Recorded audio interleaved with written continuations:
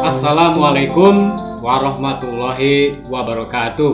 Waalaikumsalam warahmatullahi wabarakatuh. Berbahagia sekali kita masih berjumpa di Pengadilan Teks pada Ngopi Rabu Malam yang ke-136, dan kali ini akan mendakwa karya cerpen Iis Taulida yang berjudul Perawan yang Tak Pernah Tua. Mari kawan-kawan di seluruh tanah air kita ikuti perbincangan kali ini. Semoga akan menemukan beberapa hal yang bisa kita ambil manfaat maupun pengalaman-pengalaman dalam proses kreatif pembuatan cerpen ini.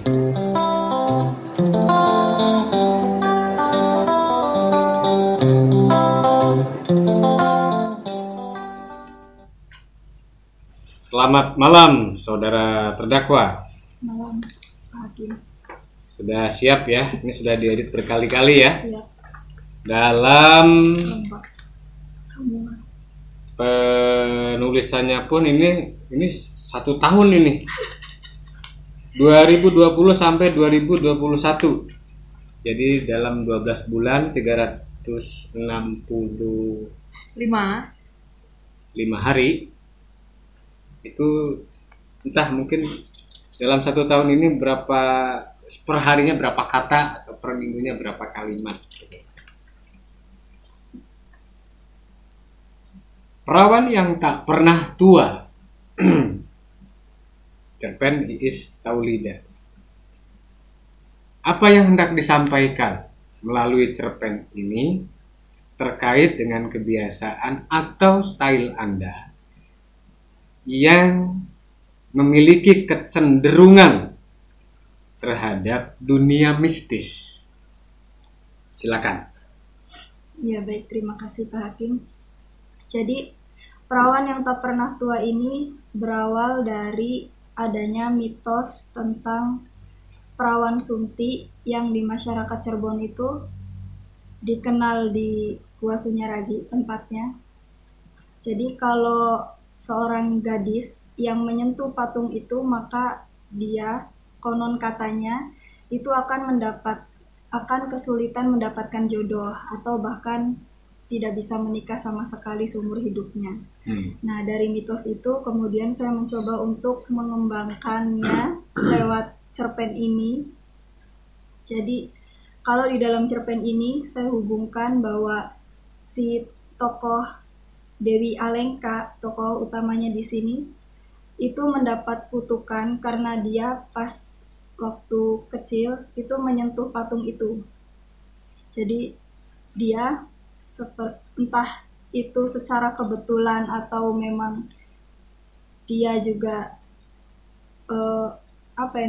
meyakini kalau kutukan itu benar gitu, tuh mitos yang beredar di masyarakat itu benar.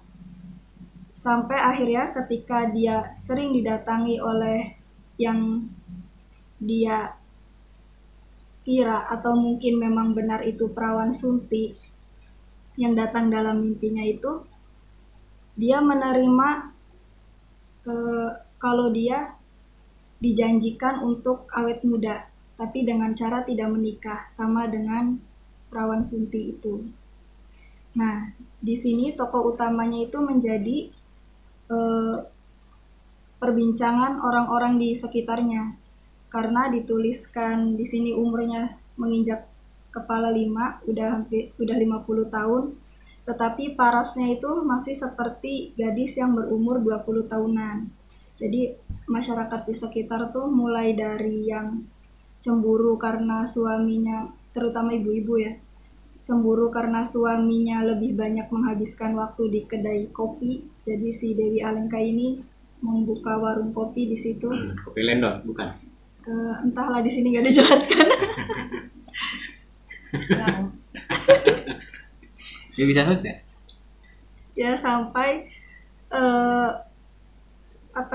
mereka berbicara, mereka ngomongin Dewi Alengka tuh bahwa Dewi Alengka memakai susuk lah, pelet, atau memakai cara-cara sadis, termasuk tadi Minum darah. minum darah, memakai serum dari darah anak-anak untuk merawat kecantikannya itu. Seperti itu. Saudara penuntut mau mengajukan pertanyaan? Ya, terima kasih Pak Hakim. Begini, saudara terdakwa, berdasarkan apa yang baru saja Anda jelaskan, mitos perawan sunti yang menimpa, ini mitos ya, kemudian yang menimpa Dewi Alengka itu katanya karena sebab waktu kecil dia menyentuh. Apakah ada kriteria usia berapa gitu ketika seseorang menyentuh patung perawan sunti, meskipun dia masih anak-anak gitu, nanti besarnya dia akan menjadi perawan. Jadi lebih jelasnya, apakah mitos itu berlaku untuk seluruh jenis kelamin perempuan tanpa mengenal usia, atau hanya bisa menimpa perempuan yang sudah akil balik saja? Betul. Tuh. Ya, sebenarnya tidak ada penjelasan apakah itu yang yang beredar di masyarakat itu ketika perempuan menyentuh patung itu. Jadi yang dimaksud dengan perempuan ini juga tidak ada penjelasan apa termasuk anak-anak atau ketika dia dianggap sudah menjadi gadis ya, sudah akil balik seperti tadi. Cuman di sini saya jelasinnya ketika dia bermain di Gua Sunyaragi, karena itu yang terpikirkan. Ada kuncen nggak sih bisa minta keterangan seperti itu gitu? Maksudnya gini. Kalau di Gua Sunyaragi tidak ada kuncen, adanya guide. Pamong. Oh, pamong. Pamong. Ya, yang mengetahui. Pegawai yang dipercaya untuk mengelola. Oh, gitu. Tahu sejarahnya? Bukan kuncen. Bukan. Ya, kalau sejarah setiap orang bisa membaca, tapi yang lebih spesifiknya bukan pengelola yang bisa memberikan jawaban. Baik. Itu. Kok saya yang menjawab? Apakah perlu disampaikan sedikit saja meskipun tidak perlu mendetail gitu, bagaimana kemudian mitos perawan sunti ini menjadi momok ya gitu, menjadi, karena di sini hanya secara alur itu kan hanya menceritakan sosok Dewi Alengka yang terkena kutukan perawan sunti sebab menyentuh patung, kemudian dia menjadi gunjingan ibu-ibu, menjadi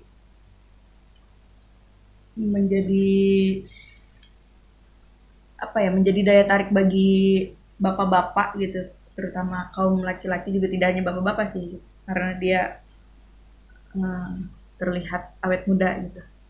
Nah, kemudian dituduh minum darah, dituduh melakukan ritual-ritual atau misalnya pasang susuk dan lain-lain gitu, yang mengarah ke apa ya, yang mengarah pokoknya ke hal-hal yang tidak wajar gitu kan, sampai kemudian di ending itu dibantah gitu, itu dibantah sendiri karena Dewi Alengka ini rajin ke masjid. Nah, kemudian ada beberapa tokoh yang juga ada Pak Ustadz dengan Ibu Ustazah, dengan istrinya maksud saya. Itu istrinya itu berusaha untuk menganulir gitu, untuk secara ya husnuzon ya, bukan suzon, husnuzon gitu kepada ibu-ibu, mengayomi gitu. Ini tidak seperti yang Anda bayangkan gitu. Toh faktanya juga dia rajin ke masjid. Tetapi kemudian di akhir ternyata Pak Ustadz ini suaminya itu namanya laki-laki mau sesoleh tergoda gitu kan. Nah, di situ apakah hanya maksud saya apakah hanya itu saja yang menjadi daya tarik bagi pembaca untuk kisah ini gitu, dari perawan cantik kemudian dia tertimpa kutukan gitu kan. Apakah hanya itu, toh pada akhirnya juga ya Dewi Alengka tidak mendapatkan persoalan yang berarti gitu, hanya dia ya jadi menerima takdir gitu ya, saya awet muda gara-gara patung perawan Sunti begitu. Sebenarnya patung perawan Sunti ini, kalau mitos yang beredar itu tidak membuat orang awet muda ya, hanya kesulitan mendapatkan jodoh aja. Nah, cuman di sini saya menambahkan apa yang saya pikirkan gitu tuh. Karena yang membuat orang itu sulit jodoh kan di cerita yang awal yang sebelum dirombakan karena dia kesulitan mendapatkan laki-laki. Kalau di sini banyak laki-laki tapi dia sendiri menolak gitu tuh, tidak bisa karena punya prinsip tadi, punya keyakinan, oh saya udah mendapat kutukan itu, dianya sendiri yang menganulir itu gitu, menyetujui itu, dia menyukai kecantikan, kemudaan itu ya, sampai akhirnya ya dia harus menanggung resiko semuanya, diomongin orang-orang, nggak punya temen kan di lingkungannya, dia hidup sebatang kara seperti itu sih. Nah, sebatang karanya itu sejak kapan? Sejak lahir. Karena gini, logikanya sederhana. Ketika seorang anak berusia 10 tahun mengalami peristiwa aneh, umumnya itu mereka melapor kepada orang tuanya. Umumnya, kecuali misalnya di dalam keluarganya itu ada persoalan yang sangat mendasar sehingga dia tidak bisa menyampaikan seluruh peristiwa gaib yang ditimpanya itu, yang menimpanya itu dia tinggal bisa cerita, insecure lah misalnya. Ada beberapa orang yang mengalami peristiwa-peristiwa semacam itu tetapi tidak bisa menyampaikan kepada siapapun, karena selain misalnya dia dalam kondisi yang merasa tidak aman, tidak nyaman, juga berpikir bahwa orang lain tidak akan mungkin mempercayai apa yang dialaminya itu. Nah, satu itu artinya ada proses yang menjembatani bagaimana usaha si Dewi Alengka melakukan upaya penghindaran atau upaya menetralisir lah mungkin nih, entah diruat, entah dia dibawa ke dukun, tadi apa gitu kayak orang pintar, sampai kemudian ketika peristiwa itu terjadi, perjanjian itu terjadi, dia pergi dari kampungnya gitu loh, karena orang-orang seangkatannya sudah punya cucu semuanya. Dia pergi bagaimanapun tanpa harus berpikir panjang. Seseorang yang usianya 50 tahun tapi masih kelihatan muda itu otomatis jadi bahan gunjingan. Tetapi bahan gunjingan ini sendiri tidak serta-merta dibikin oleh masyarakat. Harus ada pemunculan gelagat.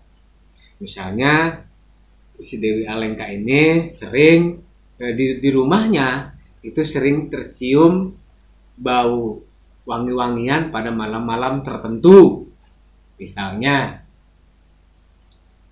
Tapi yang jelas agak berisiko kalau dia masih tinggal di kampungnya, karena itu udah akan jadi masalah besar. Sekarang kenapa masalah besar? Karena dia sendiri tidak punya tujuan akhir selain hanya dirinya tetap cantik. Iya.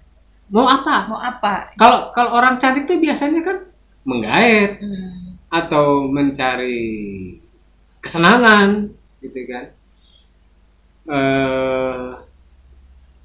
Karena ini juga akan menjadi pertanyaan besar jika dia masih tinggal di kampung halamannya. Kecuali kalau dia pindah kemana, dia dianggap 20 tetapi di KTP-nya 50 gitu kan. Orang kemudian berguncing, benar nggak sih ini sebenarnya? Dia usianya 50 tapi wajahnya masih segitu. Jangan-jangan. Nah, mulailah dari situ. Dari ketidaktahuan masyarakat sekitar terhadap jati diri si Dewi Alengka. Ini sudut pandang yang berbeda ya, atau lokasi yang berbeda untuk Ya, latar-latar berbeda. meminimalisir konflik-konflik yang tidak jelas. Dugaan-dugaan yang tidak jelas. Karena pasti ketahuan orang, misalnya tetangga kiri kanannya kan tahu dari Pasti. sejak lahir dia ngapain Pasti. gitu loh. Apa saja yang dialaminya pasti orang yang namanya Lagi di kampung itu pasti kiri kanan langsung tahu. Karena anu.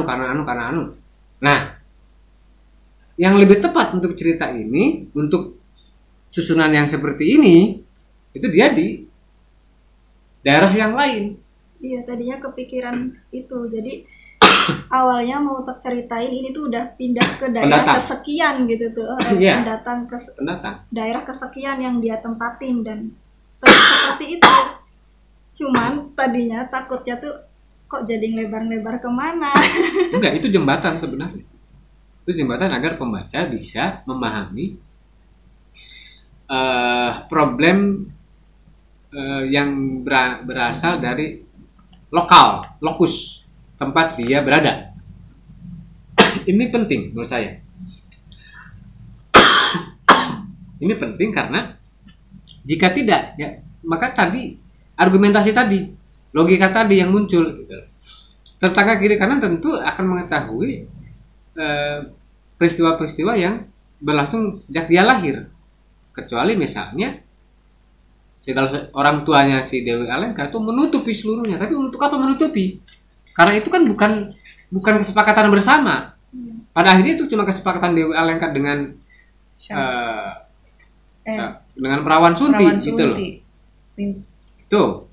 Maka dia harus berada di luar daerah yang jauh, sebagaimana cerpen Seno dilarang menyanyi di kamar mandi. Si perempuan itu sebagai pendatang, bukan orang yang lahir dan besar di situ. Nah, disitulah muncul. Artinya latar domisili ini menyelamatkan pertanyaan pembaca terhadap berkaitan dengan yang tadi saya katakan.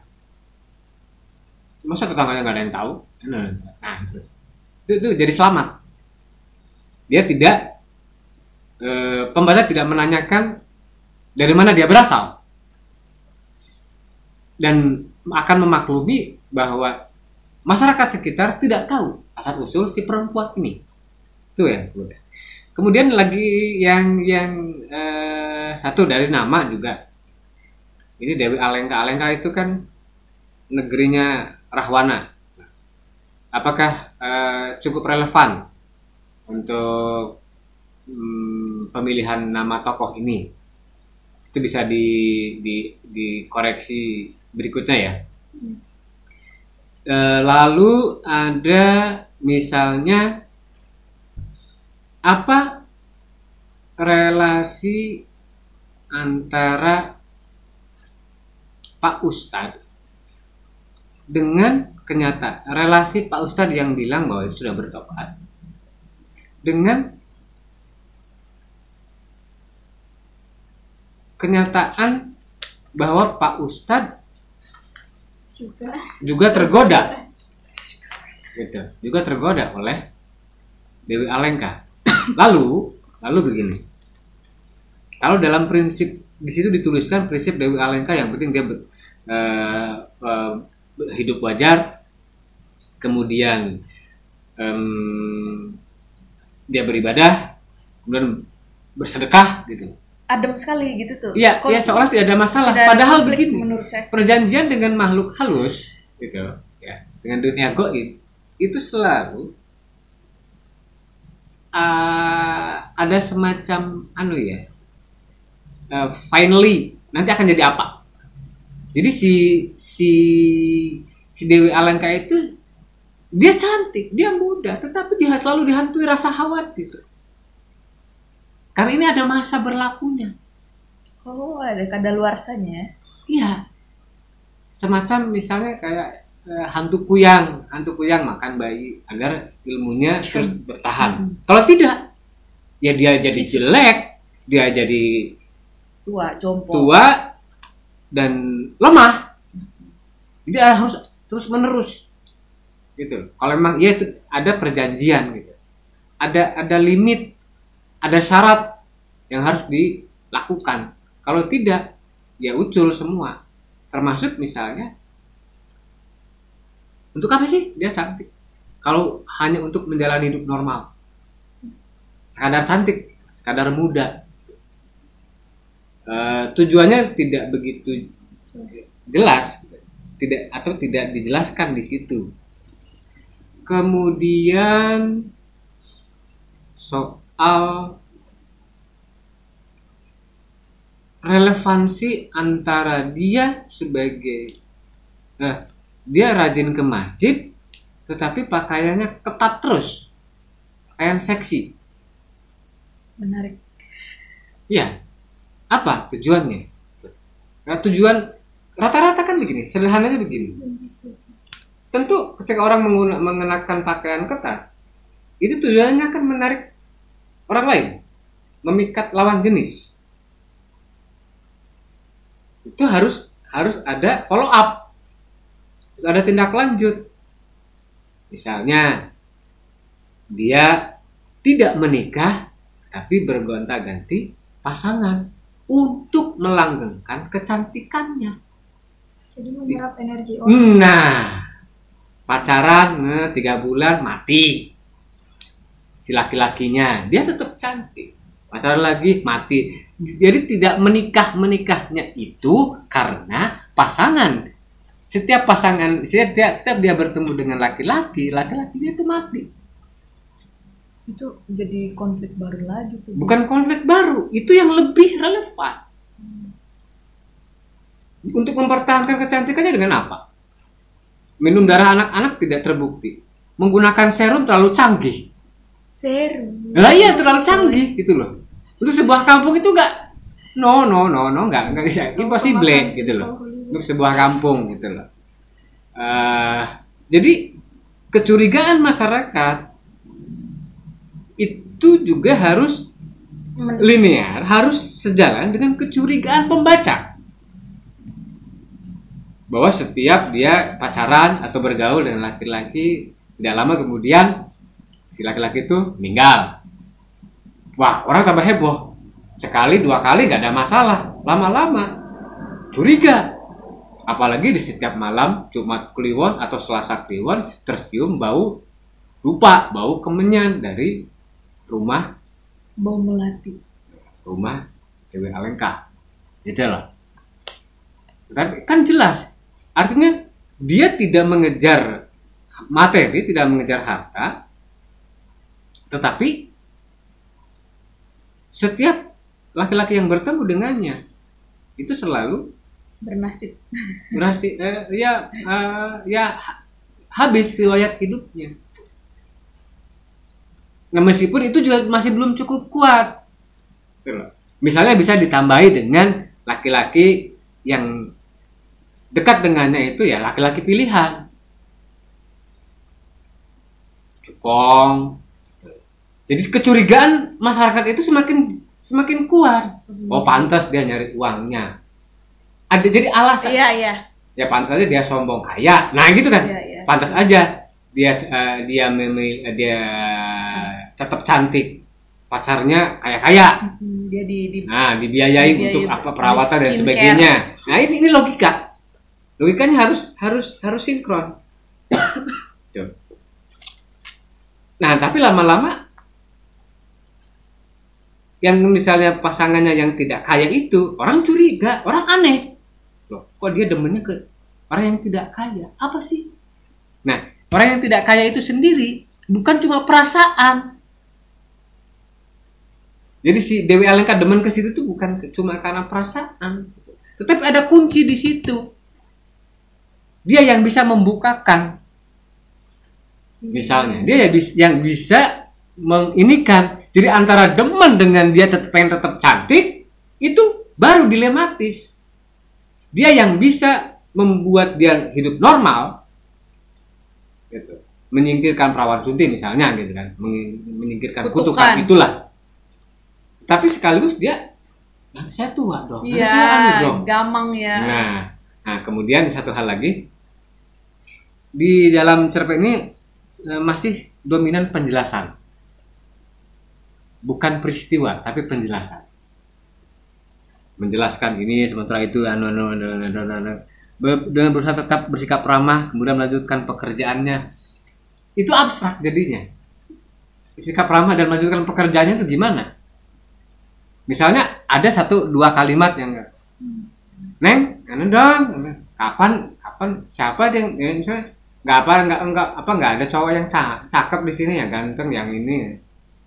Banyak bang, tapi Nah, itu lebih mengena ketimbang menjelaskan dia menanggapi dengan bersikap ramah dan melanjutkan pekerjaannya.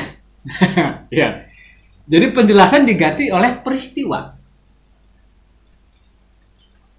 Ya. Termasuk misalnya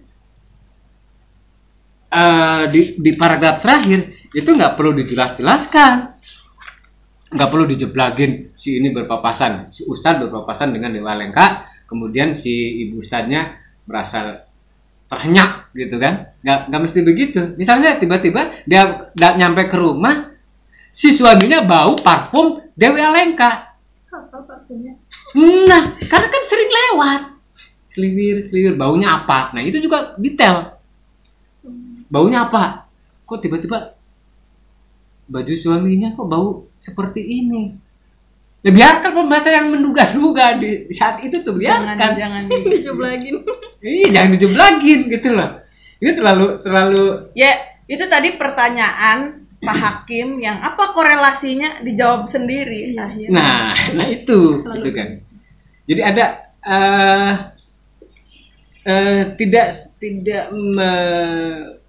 berak semuanya, kemudian apa sih ini kok nggak ada rahasia, nggak ada sesuatu yang menjadi suspense lah misalnya gitu kan. Ya boleh jadi, ya akhirnya kan siapapun tidak bisa menuduh. Benar, siapa bilang si Ustadz ini berhubungan dengan Dewi Alengka hanya karena bau parfumnya? Tetapi sebagai seorang istri mencium bau parfum yang berbeda, ya wajar. Wajar curiga. Sebagai pembaca juga curiga. Ini apa sih yang dikerjakan oleh Ustadz dengan Dewi Alengka? Tapi nggak usah dijelaskan. Skip. Terhenyak itu cukup untuk dirinya sendiri, gitu loh. Dia bilang bahwa si perempuan itu sudah insaf, tapi dia ternyata omongan deweknya kemakan gitu loh, karena dia mencium bau parfum Dewi Alengka itu. Nah, ya kan? Jadi ada misteri di situ. Misteri termasuk tadi dia yang kenapa begitu saja pasrah menerima kutukan atau sekuat apa sih Dewi Alengka, Dewi Perawan Sunti itu, sehingga seorang manusia tidak bisa berusaha untuk menghindari atau katakanlah menawar itu gitu loh, membuatnya menjadi tawar. Jadi ada beberapa hal yang bersifat rasional yang juga harus diajukan gitu. Misalnya, kenapa dia bisa saja satu karakter, misalnya satu karakter sejak kecil dia pendiam sehingga jarang laki-laki pun jarang yang dekat, jarang ada yang dekat gitu. Dia insecure gitu kan. Itu beralasan. dia tidak cantik, dia sering dibully. Nah ketika itu akhirnya ya daripada saya dibully terus karena saya tidak cantik, lebih baik tetapi saya pindah ke daerah lain. Orang lain kan nggak tahu. Berarti dia sengaja dong megang patung. Enggak, dia tidak sengaja megang karena dia nggak tahu, tetapi kemudian karena parasnya yang tidak cantik, dia terdukung. Itu rasionalisasinya gitu. Dia capek loh dibully. Apa reng? Nah iya kan, apa reng? Apa rong gitu. Apa ya banyak hal gitu lah. Itu yang namanya body shaming itu Macelep itu. membekas banget gitu. Seseorang tuh bisa menggunakan banyak segala cara untuk membuat dia ini merasa percaya diri gitu. Nah tanpa sengaja dia menyentuh itu, kemudian didatangi dalam mimpi Ratusan kali loh. akhirnya Mimpinya. iya daripada saya diejek terus oleh orang-orang terutama laki-laki, akhirnya dia menyetujui itu, dendamlah. Tetapi dia sempat mencintai seseorang. Seseorang itu siapa? Misalnya, ini sudut pandang yang lain. Seseorang itu siapa? Seseorang yang mengetahui masa kecil. Teman mainnya tadi. Nah, Kok jadi inget serintil ya? bisa. Ya kalau serintil kan jelas, serintil jelas. Tapi tepat nggak sih Mas? Ini kan perawan Sunti itu lebih dikenal kayak Maria lah ya. Maksudnya perempuan yang suci, yang rela tidak ada yang ini versinya beda-beda. Iya, bisa. Ada yang dia lebih rela untuk sepenuhnya kepada Tuhan gitu. Ada yang karena pas dibilang apa sih lagi hamil padahal pakai itu tuh bokor. Terus jadi hamil beneran gitu. Jadi sebenarnya dia perempuan yang baik-baik, tetapi di sini menjadi apa ya? Kayak gini. Ya itu kan karena fiksi. mitos ya, karena mitos itu sangat leluasa, bisa dari sisi manapun gitu kita melihatnya gitu. Tapi kalau sudah jadi seperti ini maka tinggal dipertajam saja gitu loh. Kalau misalnya dari perempuan baik-baik atau dari perempuan yang hamil karena tebak-tebakan gitu kan, itu bisa jadi cerita yang lain, cerita yang berbeda. Nah kalau sudah begini tinggal di bagian-bagian yang diperbincangkan tadi itu bisa lebih dipertajam. Satu, lebih banyak memunculkan peristiwa daripada menjelaskan. Peristiwa itu nggak mesti dialog. Loh, maksudnya gimana?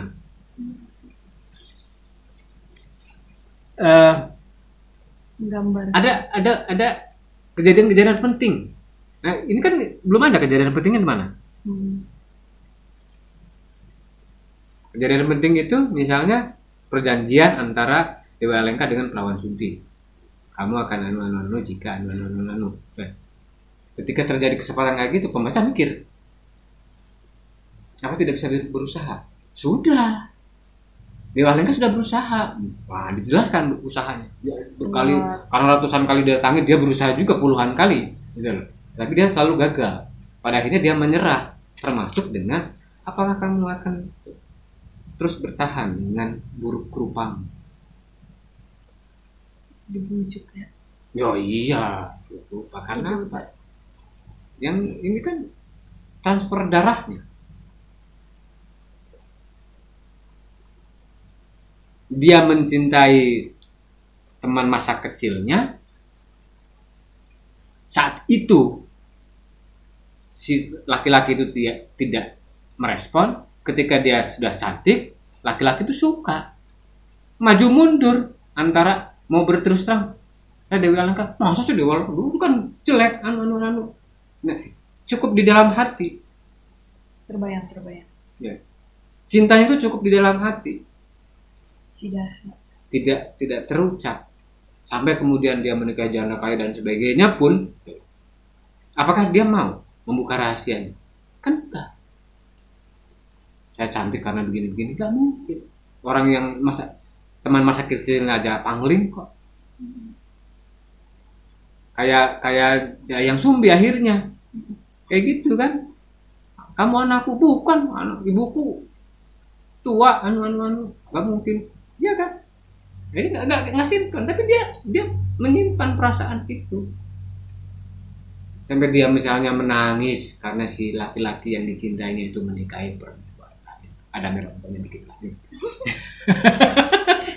Iya gitu kan. Today I will the best version of me, gitu kan? Harus ada melo-melonya dikit lah. Today. Yes. Nah, jadi kan ada dua hal tadi kan, saya ngasih dua tawaran gitu loh. Antara si laki-laki itu mengetahui sejarahnya, atau dia si masa kecil dia ingin terbuka tapi nggak keluar. Dia ingin menikah tapi dengan laki-laki itu. Denial banget. Dia ingin menikah dengan laki-laki itu. Yang lain cuma pelampiasan saja. Dia mungkin sudah tidak peduli lagi dengan gunjingan orang-orang.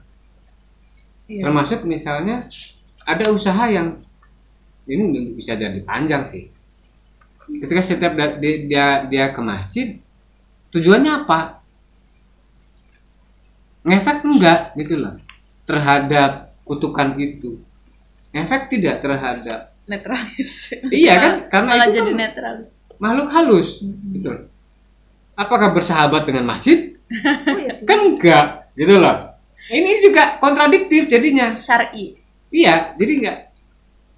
Mungkin enggak sih gitu loh.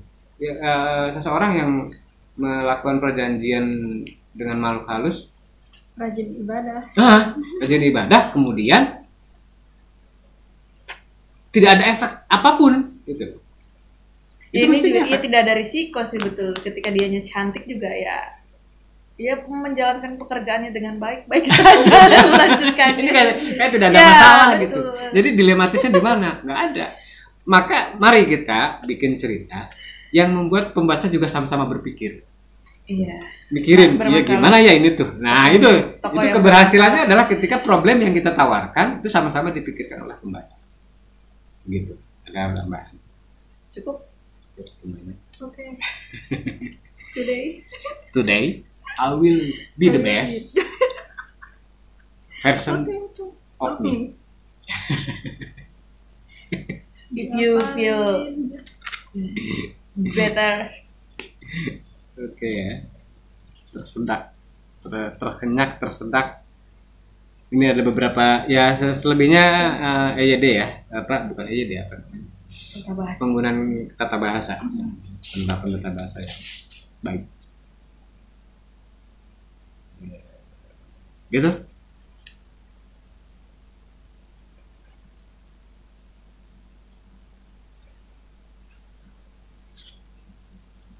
Perawan tua yang awet muda.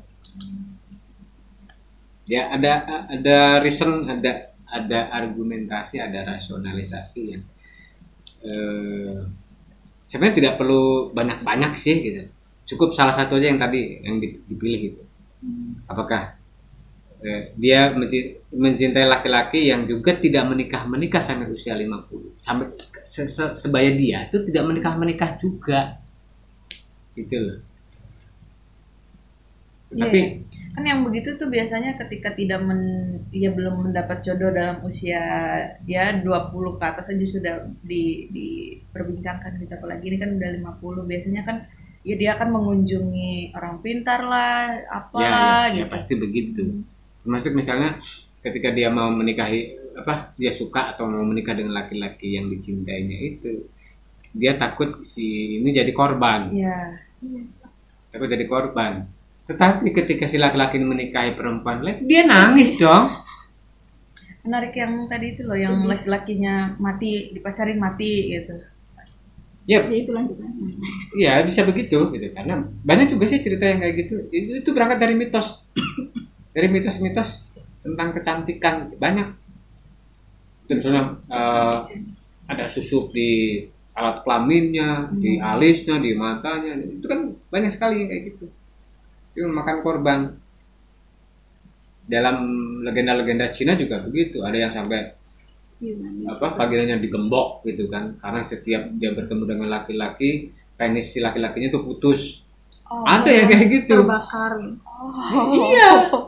Jadi ini kan legenda gitu loh. Kalau ini kok kayak gerigi tuh. Terbayang. Ya Gitu, kayak gitu. Iya, eksplorasi lah itunya. Ya, Jadi diliarkan. bisa dari mana-mana itunya. Tapi fokus.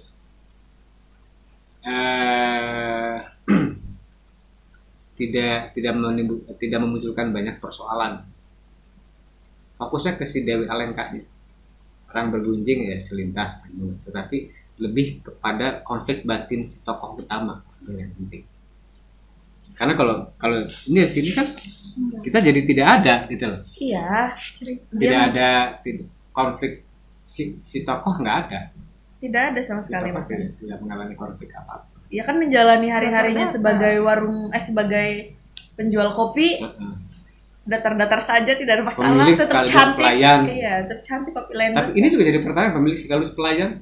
Nah, kenapa tidak ada pelayan? Nah, kenapa tidak Karena ada? nanti tahu rahasianya dia. Nah, berarti kan dia menjaga rahasia betul.